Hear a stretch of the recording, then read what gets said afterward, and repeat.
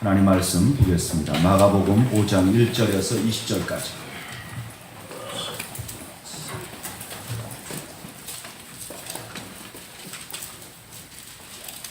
마가복음 5장 1절에서 20절까지.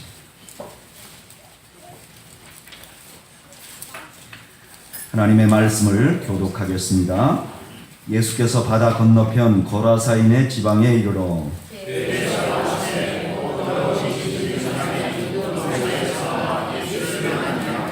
그 사람은 무덤 사이에 거처 하는데 이제는 아무도 그를 쇠사슬로 맬 수 없게 되었으니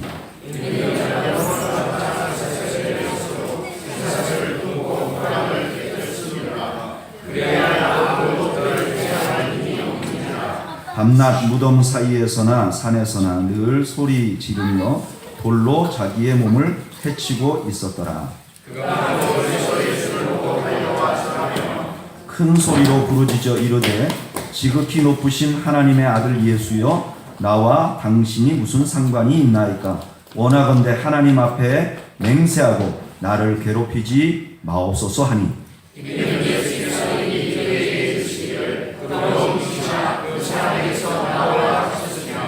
이에 물으시되 내 이름이 무엇이냐? 이르되 내 이름은 군대니 우리가 많음이니이다 하고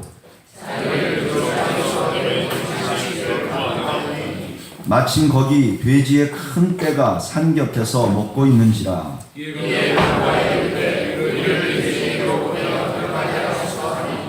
허락하신데 더러운 귀신들이 나와서 돼지에게로 들어가매 거의 2,000마리 되는 떼가 바다를 향하여 비탈로 내리달아 바다에서 몰사하거늘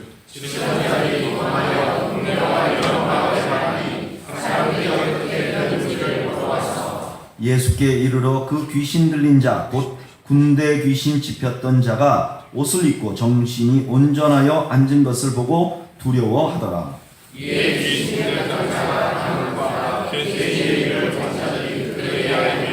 그들이 예수께 그 지방에서 떠나시기를 간구하더라.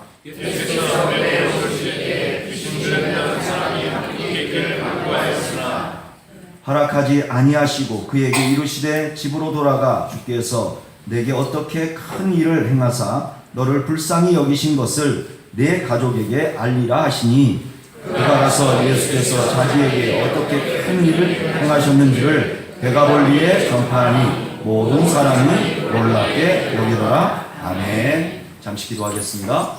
하나님 우리 아버지, 오늘도 저희가 주의 말씀을 듣고자 합니다. 친히 이 땅에 찾아오신 말씀이신 예수님, 우리에게 말씀하시고 우리 모두가 주의 음성을 듣게 하여 주옵소서. 오늘도 자신의 귀한 물질을 하나님 앞에 드린 손길들이 있습니다. 하나님, 하늘의 신령한 복으로 땅의 풍요로운 복으로 갚아주시고 물질로 더 선한 일을 할 수 있도록 하나님께서 은총을 베풀어 주시옵소서. 예수님의 이름으로 기도하옵나이다. 아멘. 여학생들은 잘 모르지만 남자 학생들은 고등학교 1학년 때가 아주 매우 중요합니다.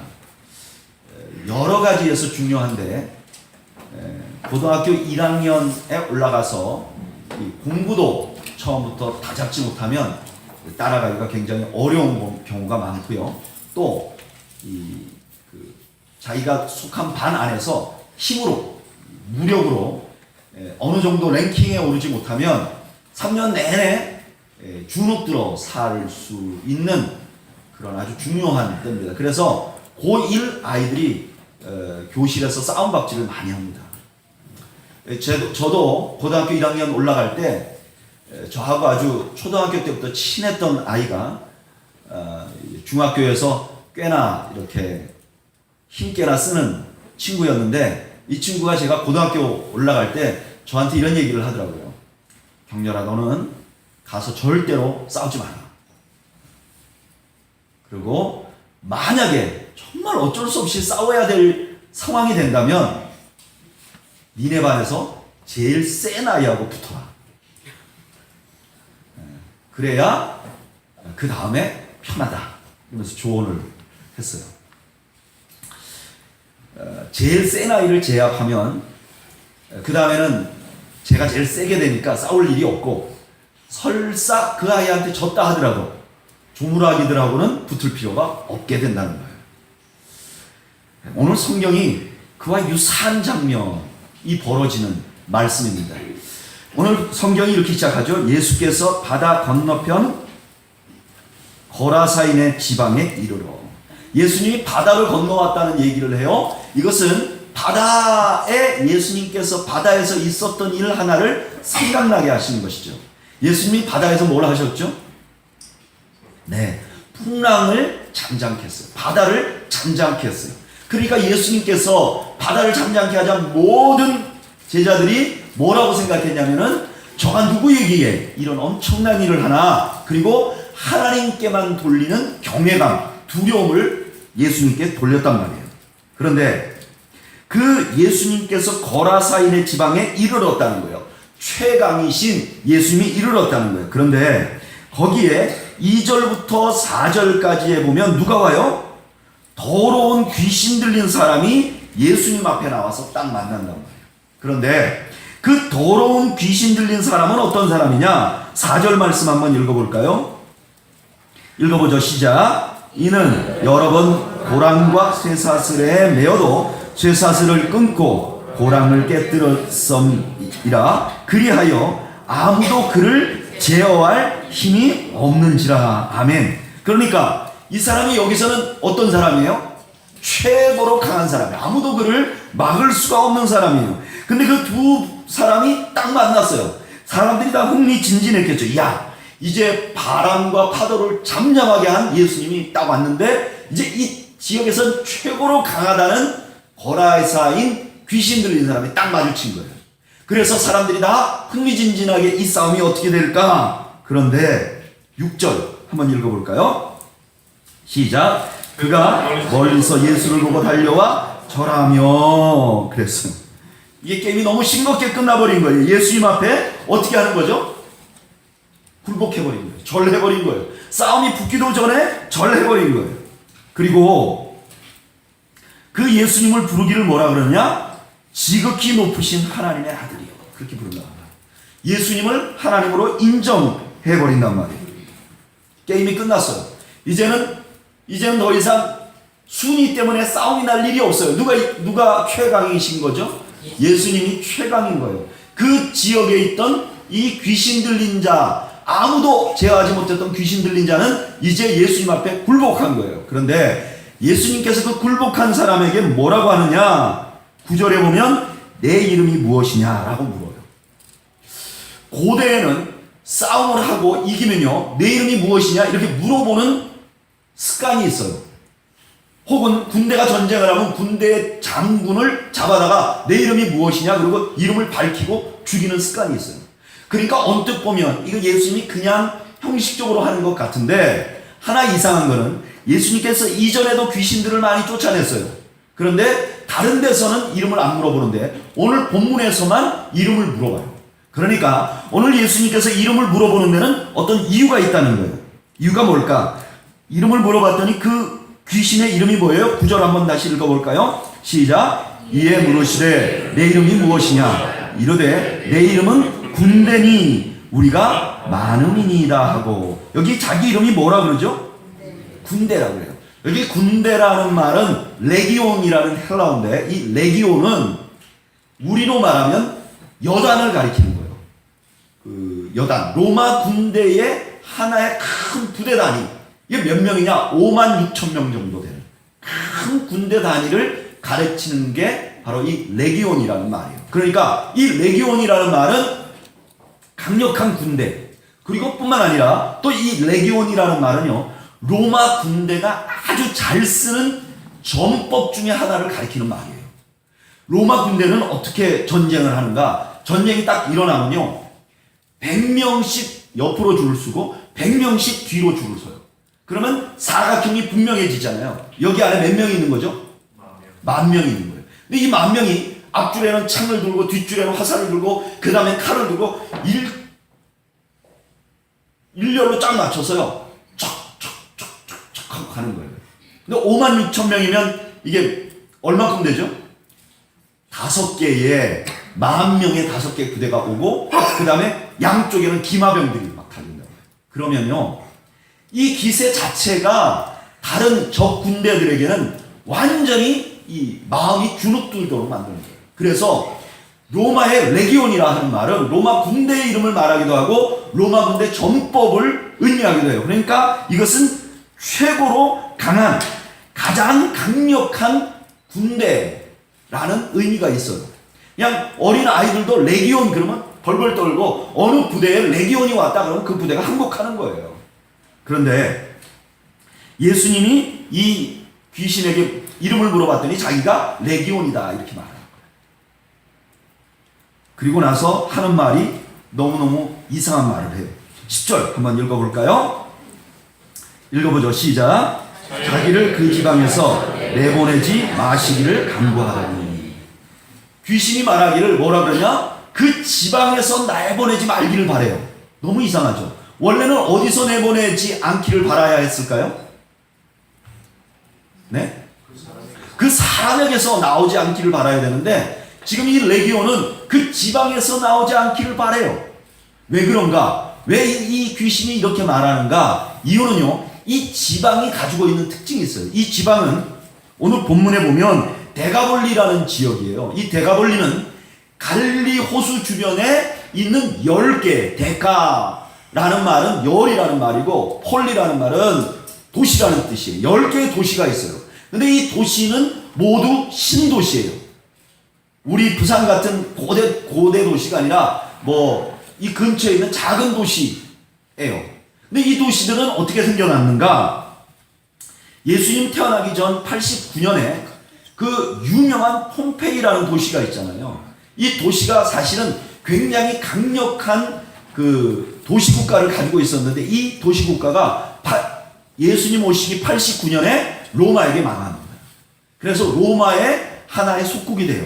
그리고 거기서 로마가 군대가 만들어져 가지고 이 폼페이가 시리아 지역, 그러니까 지금 그 이라크 또는 이쪽에 그 예루살렘 이 근처 팔레스타인까지 가서 정복을 해버립니다. 그러니까 로마 군대가 이 팔레스타인 지역, 예수님이 있는 이 데가볼리 지역을 다 정복했어요. 유대 땅을. 그런데 그 로마인들이 정복을 하고 나니까 그 중에 제일 쓸모있는 땅이 어딘가 봤어요. 봤더니 이 갈릴리 호수 주변이 중요한 거예요. 왜 중요하냐? 첫째는 그 근처가 좀 비옥해요. 유대 땅 전체에서 거기가 제일 비옥해요. 두 번째는 거기 물이 있어요. 호수가 있어서 물고기도 먹을 수 있고 또 식수를 공급하는데 어려움이 없어요. 세 번째로 제일 중요한 것은 바로 그 갈릴리 호수 주변에 그대로부터 왕의 대로라 그래서 이쪽에 바벨론 지역에서부터 애국까지 왔다 갔다 하는 큰 길이 있어요. 이거 왕의 대로라고 부르는 그 길인데 이 길이 실크도 나르고 하는 이런 아주 상인들이 쓰는 큰 길이 있는 거예요. 그러니까 로마가 거기에다가 도시를 건설해 놓으면 세금 받기도 좋고 군대를 주둔시키기도 좋고 그러니까 그 근처에다가 10개의 도시를 건설한 거예요. 이 도시들은 완전히 헬라풍으로 만들어진 도시예요. 유대 땅에 있지만 그 도시에 있는 모든 건물들은 헬라풍으로 만들었어요. 그래서 요즘 성지순례를 가서 그 근처를 가면 오늘날 유대의 문화를 아는 게 아니라 로마의 문화를 알 수 있는 그런 흔적들이 남게 돼 있어요. 그런데 그 10개의 도시는 다른 유대의 모든 도시보다 더 누구에게 억압을 많이 당하고 있을까요? 로마 사람들에게. 로마의 문화, 로마의 군대의 힘, 이걸 더 많이 느낄 거예요. 우리가 미군이라 하면 미군이 전혀 없는 도시에 사는 사람들은 미군의 어떤 생활 또는 그 파워 이런 거 모르지만 미군이 주둔하고 있는 바로 옆에 사는 사람들은 미군 헬기가 어떻다 이렇게 알 수 있듯이 이때 당시에도 이 근처에 사는 사람들은 로마 사람들이 얼마나 강력한지를 너무나 잘 알고 있었어요. 그래서 그런 사람들에게 이 귀신의 이름이 뭐라고요? 로마 군대다. 자기 이름 뭐냐면은 로마 군대다. 그러니까 이 귀신이 있기에 이 지역이 어때요? 너무너무 좋아요. 벌써 자기가 귀신 들렸는데 다른 사람도 물어봤을 거 아닙니까? 너 귀신 이름이 뭐야? 그러면 이 귀신이 말하기를 난 레기온이야. 그러면 나머지 사람들이 다 어때요? 벌써 벌벌 떨고 이건 도저히 이길 수 없다. 도저히 이길 수 없는 존재다라고 생각하는 거예요. 그러니까 이 귀신이 이 지역에 있고 싶은 거예요. 그래야 힘이 나기 때문에. 그런데 바로 이 지역에 있는 이 절대로 극복할 수 없을 것 같은 로마 군대라는 이름을 가진 귀신이 예수님 앞에 딱 엎드렸어요. 그러니까 지금 이 장면은 예수님이 누구보다 더 위라는 거예요.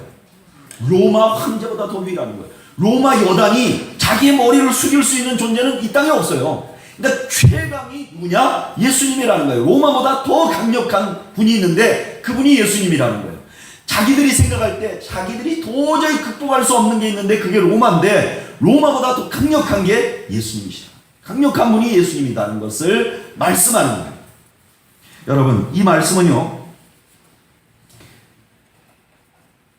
얼마나 이 초대교회 예수 믿는 사람들에게 힘이 됐는지 몰라요.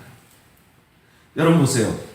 지금 마가복음을 처음 읽은 사람들은 많은 사람들이 로마에서 신앙생활하던 사람들로 봅니다. 로마에서 신앙생활하는 사람들.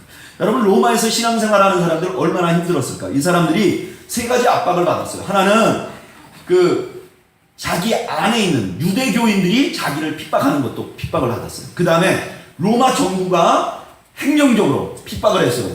이 유대인들에게는, 유대교를 믿는 사람들에게는 종교의 자유를 허락했어요. 그런데 그 유대교 안에 있는 것 같았는데 내가 기독교를 믿습니다. 그러면 이 사람들이 종교의 자유를 박탈당하고 끌려가서 매맞고 개종하라고 압박을 받았단 말이에요. 게다가 이 로마가 점점 강성해지면서 이런 생각을 하게 됐어요. 우리가 무력으로만 이 제국을 다스리다 보니까 이 사람들의 정신을 우리가 끌어올 수가 없는 거예요. 그러니까 이 로마가 무슨 정책을 쓰냐면은 문화 정책도 함께 써요. 그러면서 무슨 문화를 주냐면은 헬라의 문화를 줘요. 그때 당시에 헬라의 문화는 이쪽 서구 쪽에서는 최고의 사상이에요.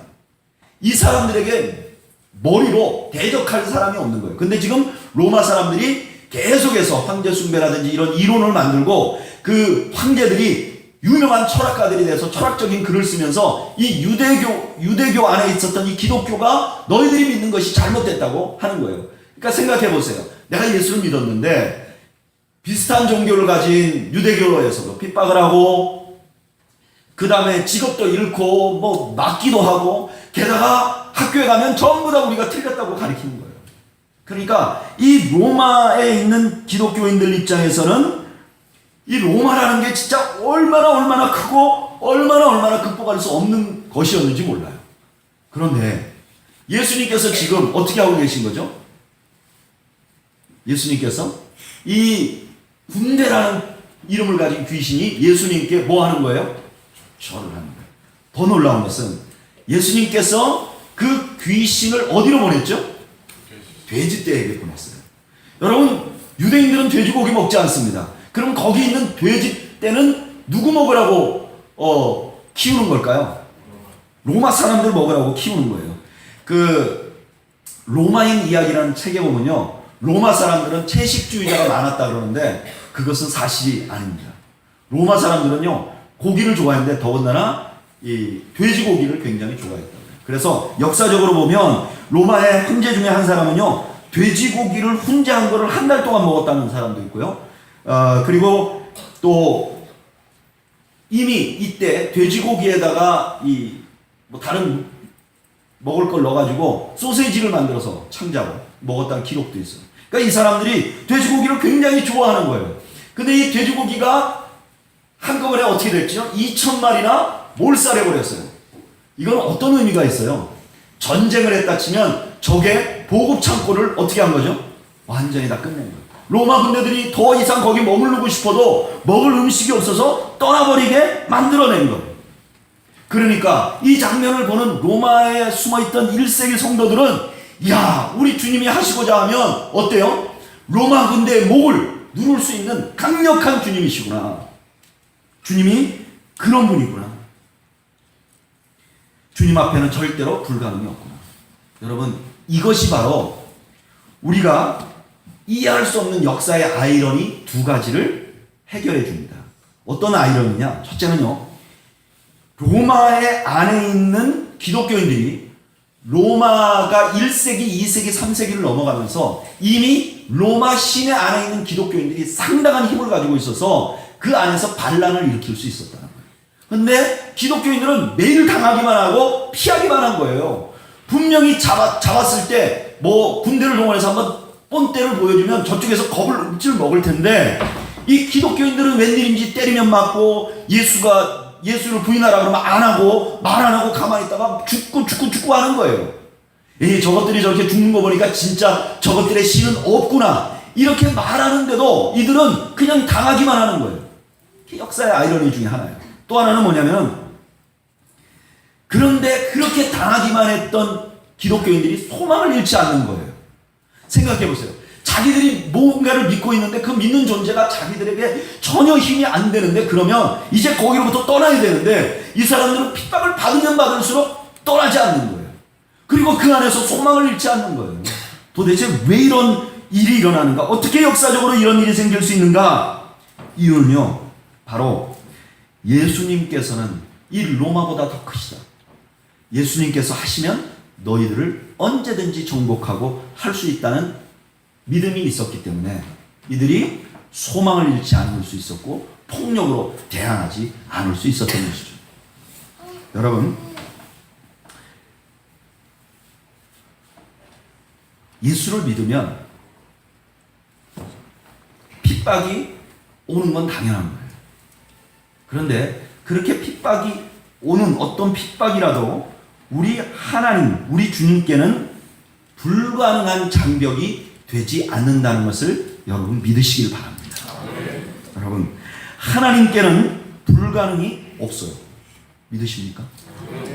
저는 기적주의자는 아닙니다. 그러나 분명히 성경에 우리가 믿고 있는 하나님은 불가능이 없으신 하나님이세요. 그게 성경이 계속해서 얘기하고 있는 바예요. 여러분, 믿음의 조상 아브라함에게는 불임, 아이를 갖지 못하는 불가능이 있었어요. 아브라함이 생각하기에 아이는 절대로 가질 수 없다. 근데 하나님이 아브라함에게 뭘 주셨어요? 아이를 주셨어요. 여러분, 야곱에게는 장자권이라는 불가능이 있었어요. 장자권은 태어나면서 갖게 되는 거예요. 이거는 첫째로 태어나면 갖는 거예요. 그런데 하나님께서는 야곱을 택하여 어떻게 하셨죠? 장자를 삼으셨어요. 하나님께서는 그에게 복을 주셨어요. 그에게 있는 장벽이 무너졌어요. 야곱에게는 불운이라는 장벽이 있었어요. 요셉에게는 불운이라는 장벽이 있었어요. 여러분, 요셉 생각해 보세요. 뭐 하면 되는 일이 하나도 없었어요. 계속해서 장벽이 일어나는, 그런데 그 불운이 결국은 그 요셉을 높이기 위한 하나님의 뜻이 되었고 모든 장벽이 한 번에 무너져 버렸어요. 다윗에게는 골리앗이라는 장벽이 있었어요. 그런데 그 골리앗도 하나님께서 물리쳐 줬어요. 여러분, 히스기야에게는 죽음의 통보라는 장벽이 있었어요. 히스기야에게 너 죽을 거라 그랬어요. 누가 그랬어요? 하나님이 그랬어요. 그러니까 반드시 죽을 거예요. 그런데 그 불가능 속에서도 하나님 앞에 구하니까 하나님께서 그를 건져내 주셨어요. 예레미야에게 나라가 망하는 절망이 있었어요. 그러나 하나님께는 그게 영원한 절망이 아니었어요. 70년 후에 회복시키셨어요. 여러분, 마리아에게는 처녀로서 아이를 낳아야 한다는 절대 절망이 있었어요. 그런데 하나님께서 그를 낳게 하시고 그리고 그를 통해서 이 세상을 구원하시는 예수 그리스도를 보내주신 거예요. 절대로 우리가 기적주의자가 되어서는 안 됩니다. 모든 일이 믿기만 하면 형통하다고 믿는 것은 아닙니다. 그러나 적어도 우리 하나님께는 불가능이 없다는 것을 우리가 믿어야 할 줄로 믿습니다. 여러분, 우리 하나님께는 불가능이 없습니다. 불가능이 없어요. 그래서 우리 크리스찬들은 어떻게 해야 되느냐? 우리는요, 소망을 잃지 말아야 합니다. 우리는 어떠한 상황에도 소망을 잃어서는 안 됩니다. 좌절이나 절망은 크리스찬에게 어울리지 않는 것입니다. 아무리 절망적인 상황 속에서 우리는 하나님을 바라보고 하나님께 기도하고 하나님 앞에서 꿈을 꿀 수 있는 줄로 믿습니다. 이게 크리스찬이에요. 크리스찬은 아무리 절망 가운데서 소망을 잃지 않는 것이죠. 1885년 4월 5일 부활주일날 인천 제물포항에 미국에서 파송된 선교사 2명이 들어왔습니다. 그 두 사람의 이름은 언더우드와 아펜젤러였어요. 그런데 이 두 분이 처음으로 한국 땅에 들어와서 이 두 분이 이런 기도를 드렸다 그래요. 주님, 우리는 부활절 아침에 이곳에 왔습니다. 그날 사망의 권세를 이기신 분께서 이 백성을 얽매인 절망을 끊으사 하나님의 자녀로서 자유와 빛을 주옵소서. 그때요, 한국은 아무것도 없었습니다.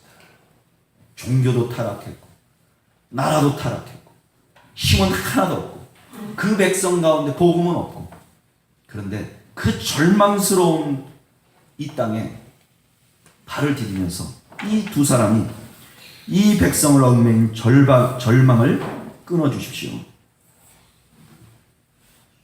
그 결과가 어떻게 됐습니까? 지금 130년이 지나서 이 한국 땅이 어떻습니까? 우리는 교회도 그들의 기도 제목 가운데 하나인 줄로 믿습니다. 생겨난 거죠. 여러분, 우리 그리스도인들은 좌절이 있어도 좌절하면 안 됩니다. 소망을 가져야 합니다. 우리가 살아있는 한 하나님이 그것을 이루시고, 우리가 설사 세상을 떠난다 할지라도 하나님은 우리의 소망을 놓지 아니하시고 우리를 절대로 놓지 아니하시는 하나님이십니다. 제가 지난주에 몇 달 만에 처음으로 책이 읽고 싶은 거예요. 전문 용어로 책이 고프다 그러는데, 활자가 고프다.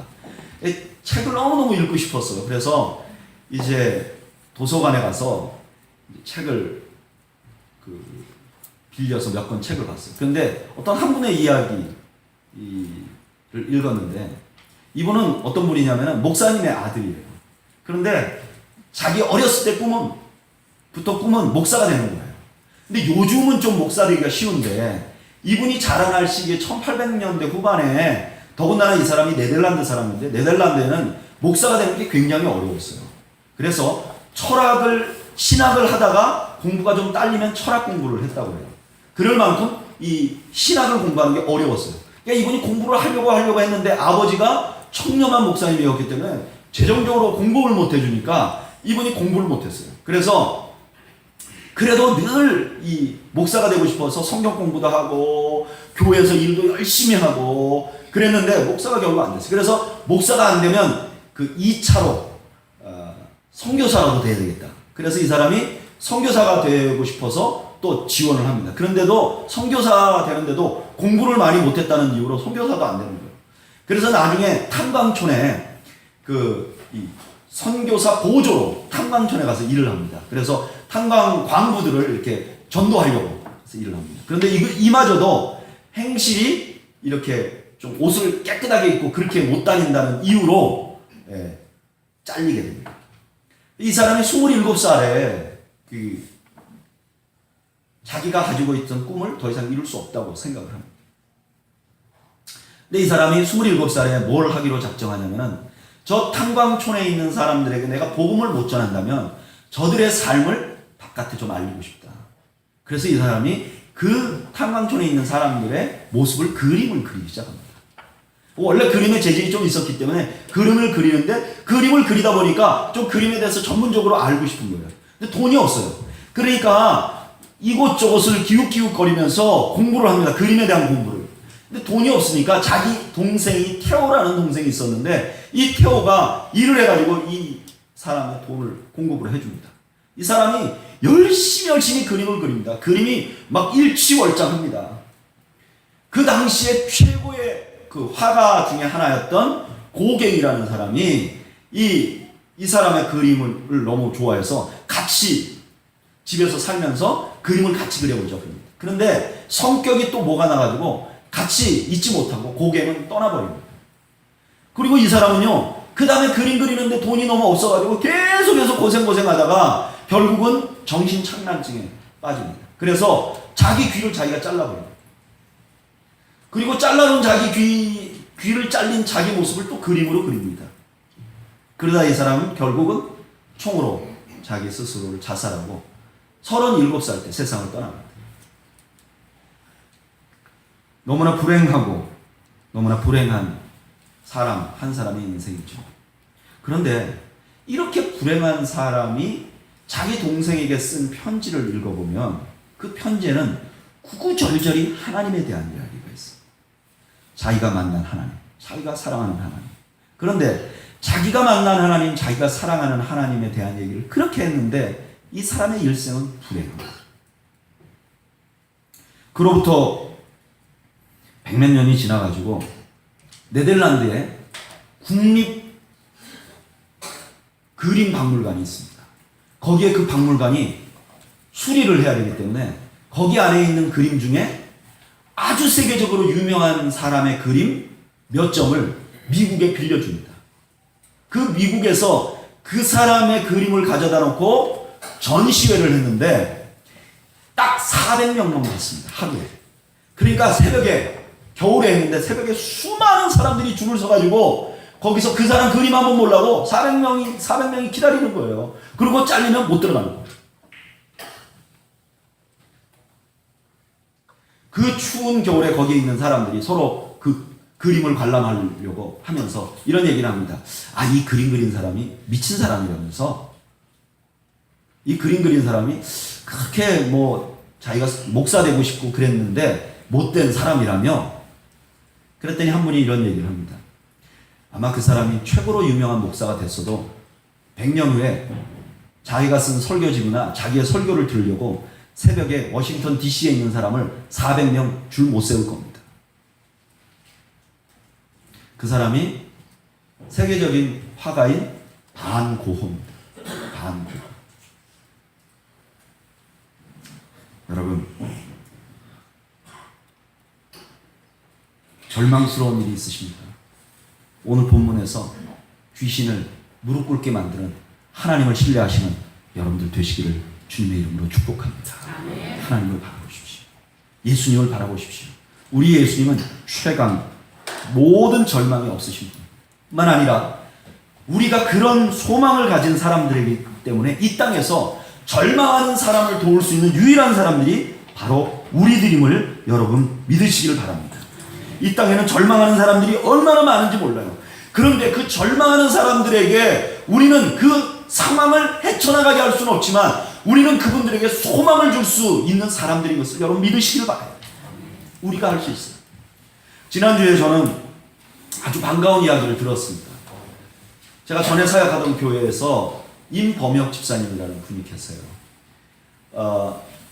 디스크를 아주 심하게 앓으셔서 걸음을 잘 못 걸으셔서 이 전동 그 휠체어를 타고 오시는 분이세요. 근데 이분이 수술을 여러 번 했는데 계속 이 수술이 제대로 되지 않아서 수술을 다 받고도 걸어 다니기가 너무너무 어려우셨다 그래요. 그런데 우리는 교회 식구들 중에 한 분에게 그 임범혁 집사님이 저한테 전화 좀 한번 해달라고 그래서 전화를 해드렸어요. 전화를 해드렸는데 집사님이 이제는 걸어 다니신대요. 그러면서 하시는 말씀이 자기가 온 몸이 완전히 움직일 수 없고 이제 누워 지내야 되는 그런 상황인데 제가 병원에 신방 갔을 때 기도하고 말씀 준 게 너무너무 소망이 됐다는 거예요. 그래서 그 전에 교회를 뜨문뜨문 나왔는데 그때 아픈 이후로부터는 일주일에 한 번 나오는 교회는 절대로 빠지지 않았다. 그러니까 주일 낮 예배는 한 번도 안 빠졌다. 소망을 가지죠. 근데 지금은 걸으실 수 있다고. 저는 참 너무나 보람이 있다. 그런 생각이 듭니다. 목회사역이 바로 이런 거 아닌가. 이런 분이 만약에 소망을 가질 수 있다면 이게 우리가 줄 수 있는 가장 좋은 것이 아닌가. 내가 할 수 있는 가장 가치 있는 일이 아닌가. 여러분, 아직도 한국에는 그런 분들이 많이 있습니다. 생각지도 않은 불치병과 생각지도 않은 불행과 생각지도 않은 어려움 때문에 낭망하고 좌절하는 사람들이 있습니다. 여러분, 그런 사람들에게 오직 소망은 예수 그리스도밖에 없는 것을 믿으시길 바랍니다. 예수님이 들어가면 절망 중에 소망을 갖는 거예요. 제가 지난 몇 주 동안 아침에 출근하고 퇴근하면서 이렇게 음악을 들었는데 뭐 여러 가지 음악을 들었는데요. 제가 한 3주 동안은 심수봉 씨의 음악이 그렇게 좋더라고요. 비가 오면 생각나는 그 사람의 비가 오면 그분의 노래가 어떻게 그렇게 가사가 너무너무 좋은 거예요. 그래서 인터넷으로 찾아봤어요. 이분이 도대체 어떤 분인가. 뭐 대충은 대로 알고 있었지만 보니까 이분이 정말 기구한 운명을 타고난 사람이에요. 누가 봐도 기구하다고 말하는. 자기 어머니는 이북에서 월남하신 분인데 37살이었고 자기 아버지는 70살이었는데 결혼하셨어요. 그래서 결혼해서 한 7년쯤 사시다 이혼하셨어요. 그 자기가 태어난 거예요. 자기가 태어났는데 자기 어머니가 다시 결혼한다니까 또 자기가 말렸어요. 그래서 어머니하고 사이가 안 좋아졌어요. 근데 자기가 어려서부터 이 음악, 자기 아버지가 유명한 이 인간문화재 같은 이런 창을 하는 남도창의 뭐 한 기둥을, 그러니까 그분이 음악에 재질이 있으니까 대학교 다닐 때도 음악을 못하게 자기 어머니가. 이분이 그래서 경영학과를 다녔는데 워낙에 음악을 잘하니까 어느 날 친구가 이런 그 카페 같은 데 노래를 부르는데 그 친구가 못 나가서 자기가 나가서 노래를 부른 거예요. 근데 그 노래 부른 게 눈에 확 띄어가지고 대통령께서 그 음악을 좋아한 거예요. 그래서 대통령이 무슨 파티를 하면 이분이 늘 가서 노래를 부른 거예요. 근데 그 대통령께서 자기 부하에게 총 맞아 돌아가셨잖아요. 여러분 생각해보세요. 대통령 앞에서 노래하다가 대통령이 총 맞아 죽을 확률이 몇 %나 있냐는 거예요. 이분이 그 얼마나 충격이 컸겠어요. 20대 초반에. 그런데 그게 또 무슨 자기가 무슨 거기에 꿈인 줄 알고 끝나고 나서 고문을 당한 거예요. 고문을 당하다가 결국은 정신병원에 입원을 시켜서 1년 동안 강제로 정신병원에 입원을 하셨다는 거예요.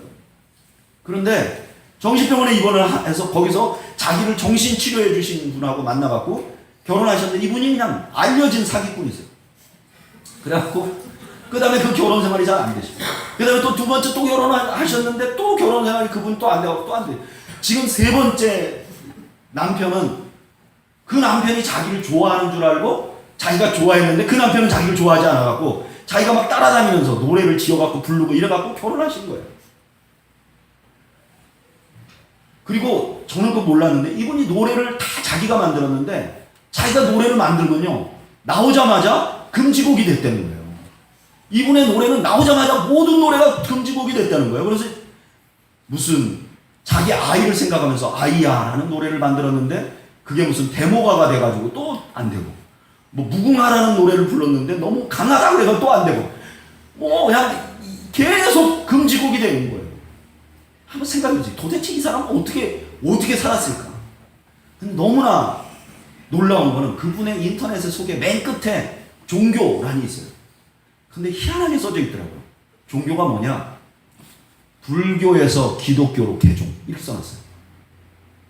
세상에.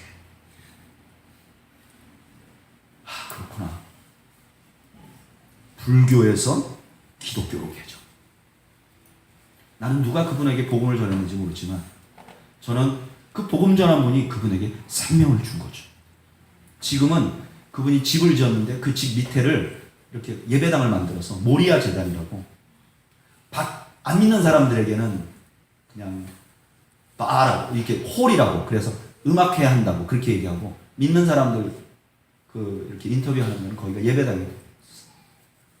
그래서 믿는 사람들 함께 와서 예배를 드리는 장소가 바꿨다. 여러분, 우리가 만약에 또 다른 사람을 도우려고 한다면 저는 그 사람을 살리는 놀라운 일이 일어날 줄로 믿습니다. 그리고 불가능이 없으신 하나님을 우리가 믿고 우리가 또 다른 절망하는 사람들을 돕기 시작하면요, 그때부터 우리의 존재가 가치가 있게 되는 거예요. 우리의 존재. LA 가면 또 강사교회라는 교회가 있어요. 제가 여러 번 말씀드렸던 교회인데 이 교회는 교회 재정의 90%를 선교하는 교회예요. 근데 이 교회가 어떻게 해서 생겨났는가? 한국에 IMF가 터진 거예요. 그러니까 한국에 있는 사람도 어려웠지만 제일 어려운 사람들이 선교사로 가 있는 사람들이 만약에 1,000불을 받았다면 100만 원을 받았다면 그전에는 1,200불인데 이제는 100만 원을 보내면 어떻게 돼요? 500불밖에 안 돼요. 반절이 되는 거예요. 거기다가 한국의 많은 교회들이 막 어려워지면서 그나마 선교비를 대부분 못 보내는 거예요. 그러니까 수많은 선교사들이 이 한국으로 귀국하고 아니면 선교를 그만두고 그러는 한국인 거예요. 근데 LA에 있는 한인들이 그 소식을 들은 거예요. 그래도 LA 사는 사람들은 IMF가 없으니까 이 사람들이 모여가지고 예배를 드렸는 거예요. 근데 그 예배 드리는 주제가 뭐였냐면은 선교사 그 자리에 그대로 1년 동안. 주제가 선교사 그 자리에 그대로 1년 동안. 그래서 복음 예배를 드렸다는 거예요. 1년만 우리 더 있게 하자. 그래서 그 자리에서 10억 원, 100만 불을 모금했다는 거예요. 그래서 1년 동안 한 선교사당 뭐 200불씩, 500불씩 해가지고 500명 선교사를 도왔다는 거예요. 그리고 나니까 이게 다 끝나버린 게 아니라 이 사람들이 그 다음에 다시 모여가지고 한꺼번에 좋아지지 않으니까 또 한 번 모금을 했다는 거예요. 그래서 그 모금 운동에 나왔던 사람들이 우리가 이러다가 보니까 이게 선교사를 제대로 도울 수 없구나. 우리가 그냥 모여서 예배를 드리자. 그래갖고 교회가 된 거예요. 그런데 이렇게 돕고 또 돕다 보니까 자기들이 어려워질 줄 알았는데 감사거리가 더 많이 생기더라는 거예요. 그래서 교회 이름을 또 감사교회, 선교교회. 그냥 감사 선교교회가 LA 있거든요. 근데 거기에 자기 이름은 또 감사 선교교회. 하니까 또 감사해지. 거기에 장로님 한 분이 Forever 21이라고 우리나라에도 옷가게 하시는 분인데 이분은 혼자서 1년에 200만 불씩 선교 운동을 하는 거예요. 대단하시죠? 돈이 문제가 아니라 이 이민 생활하는 사람들이 다 어렵거든요. 힘들거든요. 그런데 선교사들 어려운 소식, 절망하는 소식을 듣고 우리가 1년만 저분들 더 선교지에 머물게 하자고 소망을 품고 기도하고 헌금한 것이 지금은 너무너무 아름다운 교회가 돼서 너무너무 많은 사람들에게 영향력을 끼치는 소망의 교회가 됐다는 거예요. 여러분, 저는 우리는 교회가 그런 꿈을 꾸기를 소망합니다. 우리야말로 절망이 무엇인지 알고 그것을 극복하는 것이 무엇인지 아는 사람들이잖아요. 우리가 또 다른 절망하는 사람들을 찾아가고 또 다른 절망하는 교회들을 찾아가서 그들을 세워드리고 그들로 하여금 하나님의 놀라운 일을 하게 할 때 우리 교회 안에도 감사가 넘치는 은혜가 넘칠 줄로 믿습니다. 여러분, 우리 주님은 절망이 없으신 분입니다. 여러분들 인생 가운데 있는 절망을 이겨나가는 여러분들 되시기를 축복합니다. 또한 우리보다 더 어렵고 우리만큼 힘든 사람들 찾아가 우리가 만난 예수 그리스도를 소개해 주므로 그들을 다시 일어나게 하시는 놀라운 은혜가 우리 가운데 있기를 주의 이름으로 축복합니다. 우리 한번 찬양을 아까 우리 드렸던 찬양 3절만 한번 다시 드리겠습니다.